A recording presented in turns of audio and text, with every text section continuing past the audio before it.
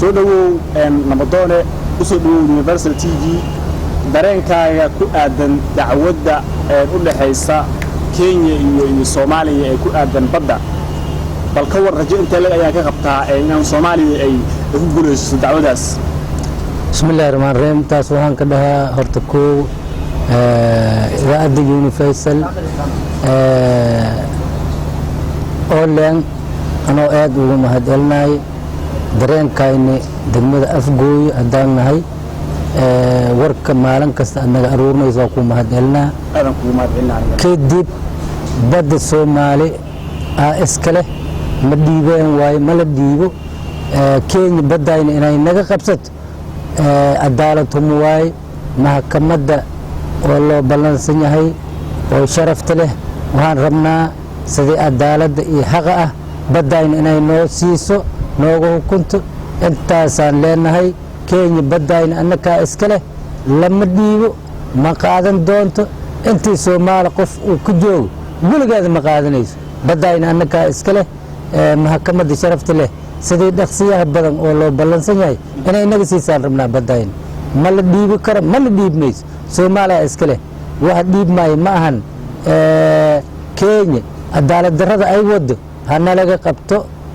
intaasaan ku sheegay insha Allah wabillahi tawfiiq horta aad iyo aad ay u maasantihiin wariye Cabdiweli Ali Xasan wariyaha Universal TV aad iyo aad ay u maasantihiin teeda kale waxaba khalad in badda Soomaaliya ay gorgorto maanta nala gasho dawladda Kenya badda Soomaaliya iskale waa la og yahay inay dacwad iyo gorgortan gashaan waaba mid taas aan u yaabagnahay waxaan rajaynaynaa September hadda loo fadhiyo in dacwada labaad la qaato in go'aankii rasmiga ah laga gaaro ilaa badeena anaga leh dawladda Kenya waxaan u sheegayaa iyo biyeed badeeda ana leh iyo biyeed badeeda ana leh iyo biyeed badeeda ana leh iyo biyeed abalaay u taalo walaay ninkii iga boowa balaay u taali Cabdiweli Ali online waan aadan kaaga mahadcelinaya mar walba wararka xasaasiyada jira mar walba aad naga wareysanayso hadaan u nahay dhalinyarada gobolka Shabeellada Hoose khaasatan degmada Afgooye hadaan gudi galo dacwada ka socota maxkamadda heekorto waxaan aad ugu xumahay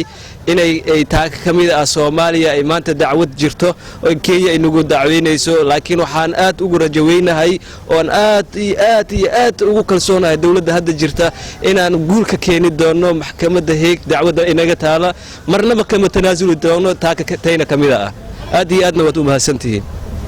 tahay nabadoonada ugu caansan degmada Afgooy soo dhawow Universal TV soo dhawow dareenkaaga ku aadan dacwadda badda ee noo dhaxaysa anaga iyo Kenya ka waran wili online badda ma aragtay waxa iskale Soomaaliya leh waxaan aragtay aan leeyahay aragtay waxa iskale badda Soomaaliya leh Soomaali alahaatay ma aragtay Kenya malaha Soomaaliya xaq u leh badda ma aragtay Soomaaliya iskale Soomaali inay madowdo oo israacdo oo hal meel ay ka soo wada jeesato